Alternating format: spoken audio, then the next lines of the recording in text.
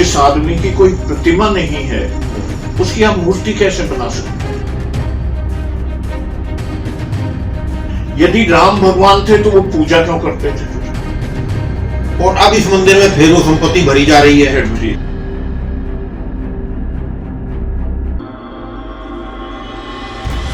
मजदूर मोर्चा मंच पर दोस्तों आपका स्वागत है।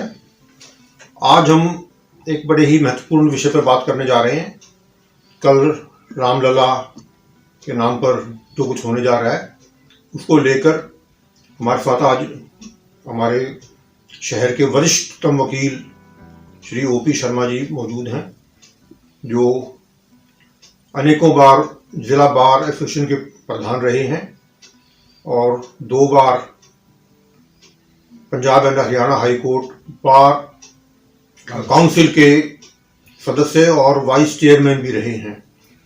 इसके अलावा सबसे बड़ी बात यह है कि आर्य समाज से बड़े जुड़े रहे हैं और आज भी कई आर्य समाजों का मार्गदर्शन करते हैं और उनके साथ काफ़ी घनिष्ठ और उनका काफ़ी आर्य समाज को लेकर इनका ज्ञान काफ़ी अच्छा समझा जाता है। तो जो अभी पिछली मैंने वीडियो में जिक्र किया था कि किस तरह से महर्षि दयानंद ने मूर्ति पूजा का खंडन किया था, किस तरह पाखंडों को लेकर उन्होंने संघर्ष किया था और किस तरह से आज आर्य समाजी जो हैं बिलों में घुस गए हैं या खरीद लिए गए हैं या उनको कुछ जो भी कुछ कर दिया गया है आज लापता हैं, उसी को देखते हुए आज मैं शर्मा जी से इस बारे में जानना चाहूँगा कि ये जो हो रहा है, पत्थर में प्राण डाले जा रहे हैं, मूर्ति के नाम पे क्या क्या किया जा रहा है और इसका क्या इम्पैक्ट वो समझते हैं, इस देश में क्या होने जा रहा है और क्या होएगा, इसका क्या रिजल्ट होंगे। तो इसमें शर्मा जी से जानना चाहूंगा कि आपके इस पे क्या विचार हैं। शर्मा जी, तो आपका स्वागत है। कम से कम मीडिया जो जिस काम में लगा हुआ है उससे हटके आपने एक ठीक मुद्दा उठाया है जो मैं समझता हूँ देशभक्ति का और राष्ट्र के हित में है। ये अंधकार फैलाने वाली बातें चल रही हैं। दरअसल महर्षि दयानंद ने जब ये शुरू किया था उनका अपना कुछ नहीं था। महर्षि दयानंद ने हमारे शास्त्रों को पढ़ा, वेदों को पढ़ा, जो सृष्टि के आदि में लगभग आज से लगभग क्या तकरीबन ये समझें 1,96,08,53,124 वर्ष पहले पृथ्वी में जब सृष्टि की रचना हुई उस वक्त ईश्वर ने वेद लोगों को दिए, 4 ऋषियों को ज्ञान दिया और उन्होंने जो कुछ भी लिखा हुआ है वो ईश्वरीय आज्ञा है। और ये भी मैं बता दूं कि वेदों में जो है हिंदुओं के जितने भी सेक्ट हैं, चाहे वो शिव को मानने वाले हैं, राम को मानने वाले हैं, रामानंदी हैं और कृष्ण की पूजा करते हैं, सभी वेदों को कोई नकार नहीं सकता। रामायण में आपको वेदों का जिक्र मिलेगा, महाभारत में वेदों का जिक्र मिलेगा, तो सारे जितने संस्कृत के ग्रंथ हैं उनमें वेदों का जिक्र मिलेगा और इसी नाम से मिलेगा। ये भूमिका थोड़ी बताना यूं जरूरी है क्योंकि ये इसी मुद्दे से रिलेटेड है। वेद ईश्वरीय है नहीं, ये नहीं, हमारे 6 दर्शन शास्त्र उन्होंने कहा है कि कोई तो कहते हैं स्वतः प्रमाण है। तद वचनात् आमनायस्य प्रमाणम कपिलाचार्य ने लिखा और न्याय दर्शन में लिखा कि भाई मंत्र आयुर्वेद प्रमाण वच तद प्रमाणम आप्त प्रमाण, कि मतलब जैसे आयुर्वेद की हम जो कल्पना आई है वेदों से उस पे शक नहीं कर सकते, वेदों पे शक नहीं कर सकते कि भगवान ने बनाए हैं। तो इस तरह गीता में वेदाश्च यज्ञाश्च ब्राह्मणस्तेन वेदाश्च यज्ञाश्च विहिता पुरा, ईश्वर ने गीता में लिखा है शुरू में वेद बनाए। तो जो वेद बनाए हैं ईश्वर ने यदि बनाए हैं तो उनमें कोई बात गलत नहीं हो सकती, क्योंकि ईश्वर ऐसा है, न्यायकारी है, अजन्मा है, अजर है, अमर है, सच्चिदानंद है और दयालु है। तो उसके गुण तो इतने हैं कि सारी पृथ्वी के समुद्र की, जैसे कबीर जी ने लिखा था या उन्होंने लिखा था कि भाई इसकी कलम बना लो और सारी धरती को किताब बना लो तो खत्म नहीं होंगे, वो आदमी गलत नहीं लिख सकता। ये भूमिका मैंने इसलिए बनाई कि उन वेदों में लिखा है न तस्य प्रतिमा अस्ति, 40वें अध्याय में ये स्पष्ट लिखा है। 40वां अध्याय किसका? यजुर्वेद का। यजुर्वेद के 40वें अध्याय में क्या लिखा है? कि न तस्य प्रतिमा अस्ति, ईश्वर के बारे में, कि उसकी कोई प्रतिमा नहीं है। मतलब जिस आदमी की कोई प्रतिमा नहीं है उसकी आप मूर्ति कैसे बना सकते हैं, जिसके बारे में हमें पता ही नहीं कि भाई कैसा है क्या है। अच्छा, फिर उसका पता कैसे चलेगा हमें? एक छोटी सी पृथ्वी है जिस पे हम बैठे हैं, सूरज से लाख गुना बड़ा है, तारे सूरज से लाखों गुना बड़े हैं। उसका निर्माण करने वाला, अपने आप कोई चीज नहीं बनती है, कोई बनाने वाला होता है। तो वो कैसे उसका आप अंदाजा लगाएंगे, कैसे उसे छोटी सी जगह बिठाएंगे? तो फिर ये सर्वविदित है कि ईश्वर एक ही है, भगवान एक है। सभी मानते हैं, सारे धर्म मानते हैं कि हाँ भाई ईश्वर एक है। तो एक है तो राम है, कृष्ण है, कौन है? शिव जी है, जो हजारों हैं, ब्रह्म है। तो ये फिर वेदों में स्पष्ट लिखा कि भाई वो मनुष्य नहीं है।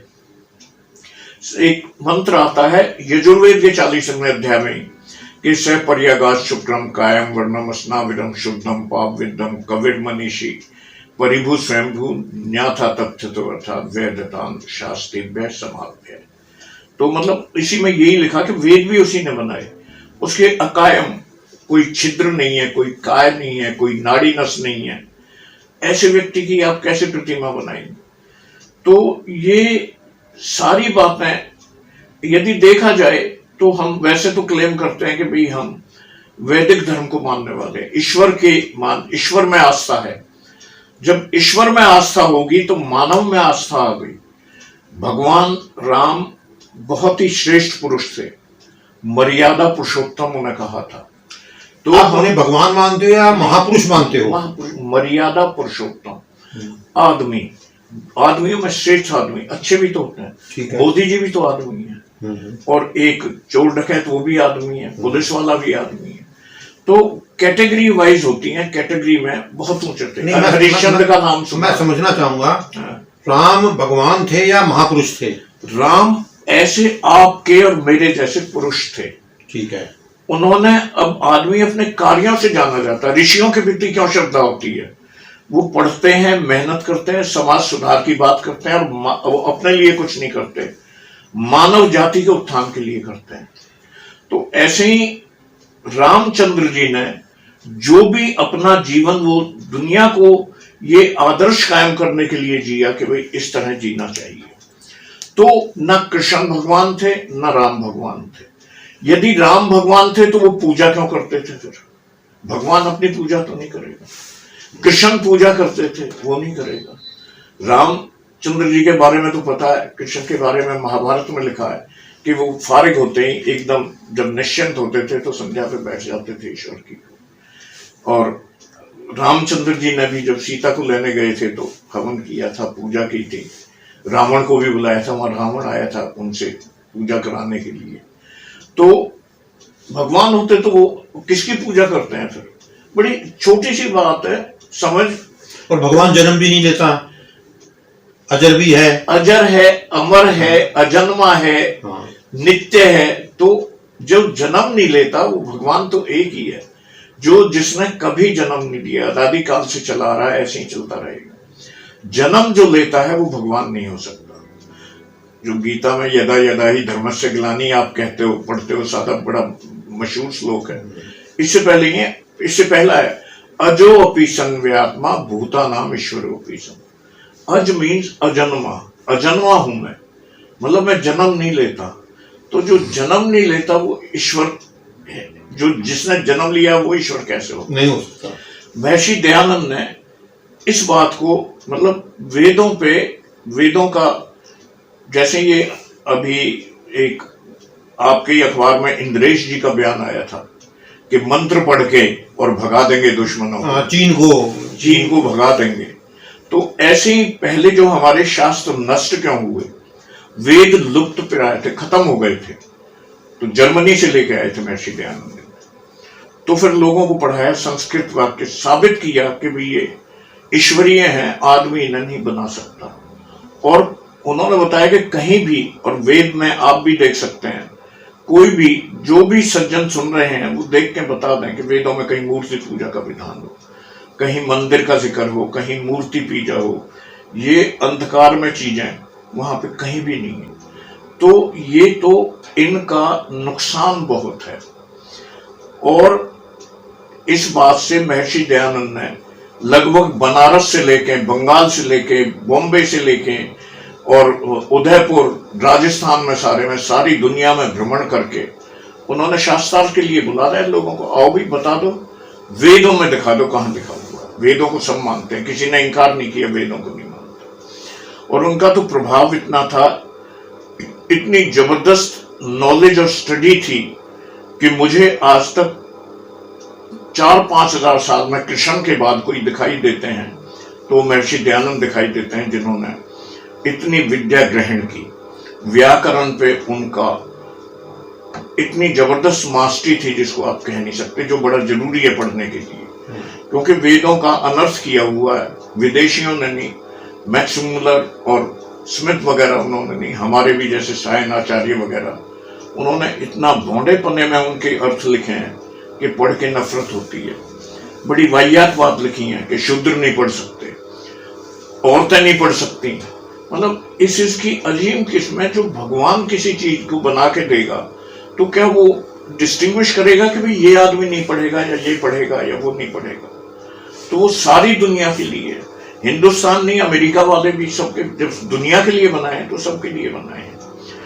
तो इस तरह की बातें जब उन्हें लालच देके तोड़ने की कोशिश की, शास्त्रार्थ में नहीं हरा सके, तो उदयपुर के राजा ने उनसे कहा कि जी आप हमारी एक प्रार्थना स्वीकार कर लीजिए कि आप, उन्होंने राजनीतिक के तौर पे अपने पे कहा था कि भाई आप ये मूर्ति पूजा का खंडन छोड़ दो।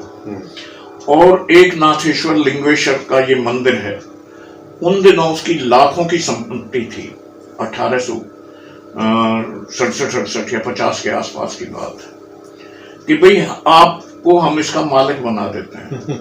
एक तो लाखों की संपत्ति के आप मालिक बन जाओगे, और ये जो रियासत है उदयपुर की, ये धार्मिक तौर पे उस मंदिर के अधीन है, तो ये आपके अधीन हो जाएगी। महर्षि दयानंद ने तेवर बदल के कहा कि जबान संभाल के बात करो, क्या आपकी जो ये रियासत है और आपका जो ये मंदिर है, मैं इसे एक दौड़ में पार कर सकता हूं। आप मुझसे उसकी आज्ञा का उल्लंघन करने के लिए कह रहे हो, जिसकी अनंत अनंत पता नहीं कितने ब्रह्मांड जिसने रचे हैं, तो मैं उसकी आज्ञा का उल्लंघन करूंगा। जबान संभाल के बात करना, राजन दोबारा मत सोचना। तो उन्होंने अपनी झेंप मिटाने के लिए कहा, नहीं जी मैं तो आपको देख रहा था कितने वो। तो ये मूर्ति पूजा, सोमनाथ का मंदिर जैसे जिसका जिक्र कर रहे थे, हाँ, अभी जो मतलब लोगों ने, दरअसल कहानी ये है कि आरएसएस का कोई अपना इतिहासकार तो हुआ नहीं है। जितने भी आप देखो, कोई हो तो नाम मुझे बताना, हो सकता है मैं गलत हूं, मेरा ख्याल है कोई नहीं। ये तो अच्छा, इतिहास तोड़ मरोड़ के जब भी ये कोशिश कर रहे हैं, इतिहास कर भी रहे हैं, चलो करो कोशिश, पर कम से कम इतना तो ना करो कि देश को फिर दोबारा से गुलामी की तरफ तो मत ले जाओ। क्योंकि मंत्र पढ़ के ही भागते तो सोमनाथ का मंदिर क्यों टूटता? उन्होंने इतने मंत्र पढ़े थे सारे। सोमनाथ के मंदिर में जो अरबों खरबों की संपत्ति आज के हिसाब से देखा जाए तो वो लूट के ले गए, और अब इस मंदिर में फिर वो संपत्ति भरी जा रही है। जनकपुर से ले आओ, सीता की घोड़ा ले आओ और उसके थाल ले आओ, इतने इतने। तो क्या ये जो कर रहे हैं, इससे ये नहीं लगता भी अगर ब्याह हो रहा है छोरी के घर से, लड़की वालों से इतना दान आएगा, दहेज आएगा, ये दहेज प्रथा को भी तो बढ़ावा देने की बात कर रहे हैं। दहेज प्रथा को बढ़ावा देना, तो इसी से तो ये साबित हो रहा है कि ये तो व्यवहार, सामान्य व्यवहार है, नागरिकों का व्यवहार है, आदमियों का है। भगवान की शादी होती है, भगवान की कोई पत्नी है, भगवान क्या फिर भगवान है कि उसकी शादी करने का दहेज इकट्ठा करके, शादी करके दहेज इकट्ठा करके। पर लोगों को इस तरह दिमाग में, जर्मन एक दार्शनिक था गोबल्स, उसने कहा था एक झूठ को, प्रचार मंत्री था वो, हाँ, हिटलर का, उसने कहा था एक झूठ को 100 बार बोलो, जोर जोर से बोलो, जोर जोर से बोलो, वो सच हो जाएगी। और बिल्कुल वही उन्हीं के पद चिन्हों पे चल रहे हैं लोगों को, मतलब इसीलिए एजुकेशन से दूर रखते हैं। आप देखो, एजुकेशन का गरीबों को कोई अधिकार नहीं है इस देश में, संविधान के मुताबिक लिखा हुआ है, लिखने से नहीं मानता। प्रैक्टिकल देख लो, कानून इनके देख लो जो भी बना रहे हैं। तो और यही हाल चल रहा है, कितनी अज्ञानता लोगों में बसी हुई है। अज्ञानता खत्म होगी तो वो पूछेंगे भाई ये क्या है, ये क्यों हो रहा है। ये धूर्त, अगर राजा धूर्त हो तो उसको मूर्खों की तो खास जरूरत रहती है। उनके अगर बिना मूर्ख नहीं होंगे तो उसकी धूर्तता कैसे चलेगी? सर्वाइव नहीं कर पाएगा मूर्खों के बिना, वो फिर सर्वाइव नहीं कर सकता। पढ़े लिखे समझदार आदमी अपने साथ रखेगा तो वो उसे ज्ञान की बातें देंगे, वो समझाएंगे कि भाई आप जो है ये ठीक नहीं कर रहे हो। तो एक बार नहीं मानेगा, एक से नाराज होगा, दो से नाराज होगा, अल्टीमेटली उस पे आएगा। तो ये तो नहीं कि कितनी मतलब बेहुदा बातें हो रही हैं। राम लला आ गए, अच्छा मुझे निमंत्रण दे दिया, मैं नहीं आ रहा 22 तारीख को, तो उसके बाद भगवान वहां से भाग जाएंगे क्या?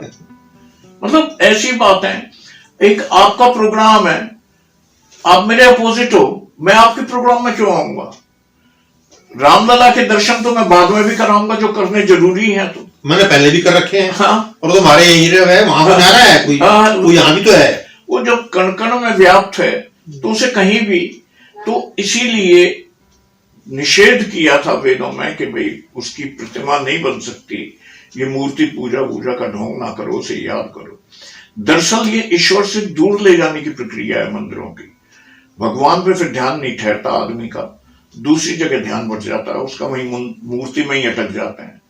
तो इससे अंधविश्वास को बढ़ावा मिलता है और देश ये पीछे पिछड़ के वहीं चला जाएगा। और ये बीजेपी को सूट करता है, क्योंकि आरएसएस का कोई इस देश की आजादी की लड़ाई में कोई योगदान मैं नहीं समझता रहा है। मैंने मेरे नोटिस में कहीं नहीं आया, कहीं रहा हो। सहयोग रहा है इनका अंग्रेजों के साथ। हाँ, अंग्रेजों से सहयोग पूरा रहा है। अंग्रेजों से सहयोग रहा है। और जो स्वतंत्रता संग्राम की लड़ाई लड़ते थे उनका विरोध रहा है। उनका विरोध रहा है, बिल्कुल। तो ये फिर से वहीं लेके जाना चाहते हैं इस देश को कि फिर दूर से उनका ना हो, इनका गुलाम बन के रहे, मतलब गुलाम बन के रहे। तो ऐसे यही है। हिंदू शब्द कहां से आया? हिंदू हमारे धर्मशास्त्रों में कहीं नहीं है। कहते हैं कि गर्व से कहो हम हिंदू हैं। इसका शब्द है ये मोहम्मदन कंट्रीज हैं जो इनमें से ईरान वगैरह, ईरान से आया है। फारसी और उर्दू का शब्द है। इसका मतलब होता है कि गुलाम, काला आदमी। 4 शब्द हैं, 4 मीनिंग है इसके। एक है इसका तलवार, एक है डाकू। 4 मीनिंग दी हुई है हाँ हिंदू के। आप कहीं देखो गीता में आपको कहीं हिंदू मिला हो, कहीं रामायण में, महाभारत में, वाल्मीकि रामायण की मैं बात कर रहा हूं। संस्कृत साहित्य जो भी है उसमें कहीं कोई किसी भी पुस्तक में आपने देखा हो, महाभारत में देखा हो, वेदों में देखा हो, कहीं हिंदू शब्द आपको कहीं नहीं मिलेगा। ये शायद 1449 के करीब एक पादरी ईसाई ने पहली बार ये हिंदू शब्द कहा था। उसके बाद तो फिर जब ये मोहम्मदन्स ने आक्रमण किया तो इन्हें तो सूट करता था। ये तो फारसी अरबी जानते हैं, इन्हें तो पता है उर्दू और फारसी में इनका मीनिंग क्या है, तो ये तो खुश होते थे हिंदू कहने। हमने भी कर लिया तो हम भी इसे मानने लगे कि भाई हाँ हम हिंदू हैं, और गर्व से कहते हैं हम हिंदू हैं। हमारा आर्य जाति को भूल गए। आर्य थे। सीता जी जब राम को एड्रेस करती थी तो आर्य पुत्र कह के बुलाती थी। हाँ, यस यस।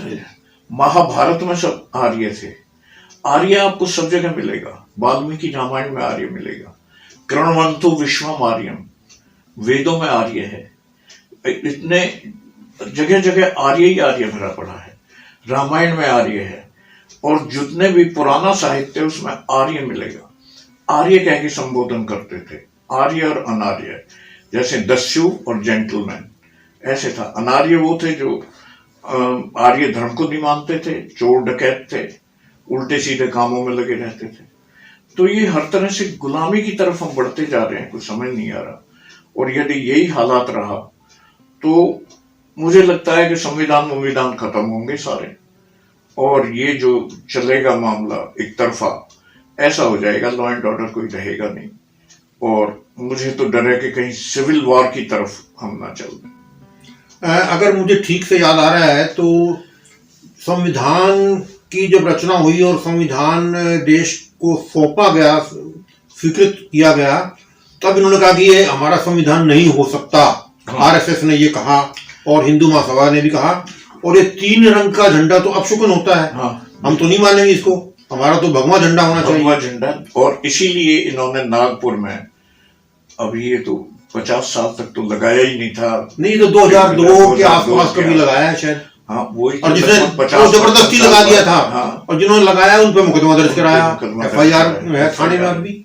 हाँ तो मतलब इनका राष्ट्र से समझ नहीं आया क्या मतलब है, ये कौन सा राष्ट्र है इनका, कौन सा देश है, क्या है। झंडे को ये नहीं मानते, संविधान को ये नहीं मानते। और बड़ी अजीब सी बात है, जो क्रांतिकारी हुए उनकी बजाय जिन्होंने महात्मा गांधी का मर्डर किया वो इनके आराध्य देव हैं।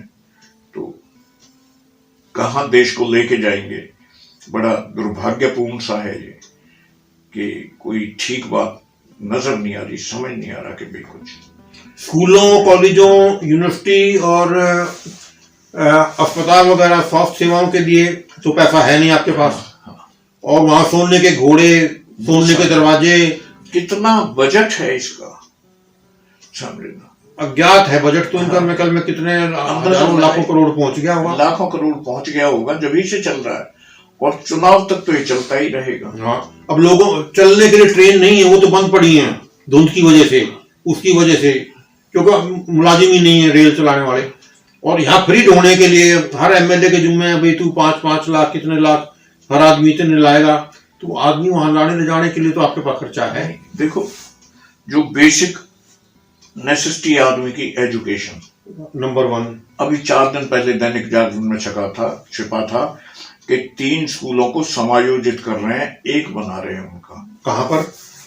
फरीदाबाद जिला। अच्छा, वो तो कई 10 साल से चल रहा है। और ये तो हर एक उसमें आप देख लो, महीने में एक आध ऐसी खबर आपको मिल जाएगी। हाँ, कि फला स्कूल बंद हो रहा है। हाँ, फला स्कूल में ताले डाल दिए। हाँ, हजारों स्कूल बंद हो चुके हैं। हजारों स्कूल बंद हो चुके हैं। और जो चल रहे हैं उनमें स्टाफ नहीं है। हाँ, जो चल रहे हैं उनमें एक बहुत से 2 लाख के करीब ऐसे स्कूल हैं हिंदुस्तान में जो एक अध्यापक जिन्हें चला रहा है, जहां सिर्फ एक टीचर है सारी क्लास और सारे सब्जेक्ट्स को।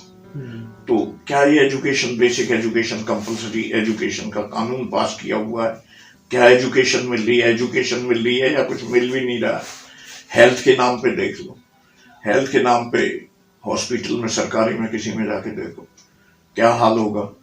पर्ची दवाई होगी, देंगे नहीं, लिख के देंगे, जब सामने केमिस्ट चले आ, उस पर कमीशन होता है। टेस्ट कोई करेंगे नहीं, टेस्ट के लिए बाहर भेज दो, वो कमीशन मिलेगा, वहां से कमीशन मिलेगा। तो वहां उन तरफ तो जो काम है, सरकार दरअसल क्या है, दरअसल ऐसा है कि आप जो है, एक आदमी हल चला रहा है, उसे आप स्कूल में टीचर बना के भेज दो। एक हलवाई है, वो जलेबी बना रहा है कि भाई बहुत बढ़िया जलेबी बना जाती है, इसे हवाई जहाज चलाने पे लगा दो आप। तो ऐसे करोगे तो ऐसे आदमियों को, ऐसे एजुकेशन में आपने ऐसी जो देश की स्टीयरिंग है उसमें ऐसे को बिठा दिया जो मंदिर में होना चाहिए। मंदिर वाले को गद्दी बिठा रखा है। बढ़िया आदमी, आप मंदिर में बैठो। हाँ, मंदिर में लोगों को खूब बहकाओ। हाँ, पांचवा शंकराचार्य बना दो, 5 शंकर बन जाओ। और देखो, हाँ, शंकराचार्य की बात, शंकराचार्य एक भी नहीं आ रहा, धर्म गुरु नहीं आ रहे इसमें। ये जो है सारा प्रयोजन धर्म से रिलेटेड है और धर्म गुरुओं को पूछ नहीं रहे। शंकराचार्य ऐसे नहीं बनते हैं। शंकराचार्य, हालांकि हमारा आर्य समाज का थोड़ा उनसे विरोध है, लेकिन वो एक तपस्या करके तो आते हैं, कम से कम पढ़ते हैं, कम से कम ज्ञान, संस्कृत भाषा का जो भी, जिनका चाहे हम खंडन करते हैं, उनका उन्हें ज्ञान होता है, उन्होंने को एक तरफ कर दिया। ये कौन सी है भाई, आपके ही धर्म गुरु हैं, आप उन्हें नहीं मान रहे, उनके कहने को नहीं मान रहे। तो ये ऐसा मोदी जी का करिश्मा है सारा, क्या कर सकते हैं। चलो हम समाप्त करते हैं। और ये काफी अच्छा लगा कि जो आपकी सोच है कि किस तरह से देश कहाँ गलत की तरफ ले जाया जा रहा है, और आगे ये जो मार्ग इन्होंने पकड़ा हुआ है इसी को आगे बढ़ाने के लिए ये प्रयास किया जा रहा है कि एक टर्म और मिल जाए। पिछली टर्म तो पुलवामा के नाम पर ले गए थे, अब इस बार इस तरह का कोई ड्रामा इसके समझ में आया नहीं, तो सोचा चल यही शायद नैया पार करा दे। लेकिन मुझे लग नहीं रहा, जिसे में हम लोगों को देखते हैं जितना ड्रामा हो रहा है गलियों में, जो इनके आप चंद लोग चहेते लोग हैं, भाड़े के टट्टू हैं, वो सारा प्रोग्राम कर रहे हैं। भाड़े पे जो रखे हुए घर घर वो कागज बांट रहे हैं, घर घर वो चावल के दाने दे रहे हैं, और फैक्ट्रियों में देख रहा हूँ लाइटें लगाई जा रही हैं, और पूरा प्रपंच रचा जा रहा है। लेकिन आम लोग जो हैं, मैं जो बस्तियां हैं, चंद लोगों को छोड़ दो जो पहले से रंग में लगे हुए हैं, जो भक्त अंध भगत है उनको छोड़ दीजिए। आम आदमी अपनी दिनचर्या को लेकर रो रहा है, अपने महंगाई को लेकर रो रहा है, वेतन को लेकर रो रहा है, शिक्षा को लेकर रो रहा है, हर तकलीफ को लेकर रो रहा है। अब उसके ऊपर ये इसका धर्म की चादर डालना चाहते हैं। तो ये आपसे सुन के और आप के विचार, और हम चाहेंगे हमारे श्रोताओं को इस पर अगर कोई कमेंट्स देंगे तो हम उस पर भी बात करेंगे, उस पर फिर जवाब देने की कोशिश करेंगे। तो श्रोताओं से अनुरोध है कि इसको देखें, सब्सक्राइब करें चैनल को, और इस पे लाइक करें और शेयर करना ना भूलें। धन्यवाद साथियों।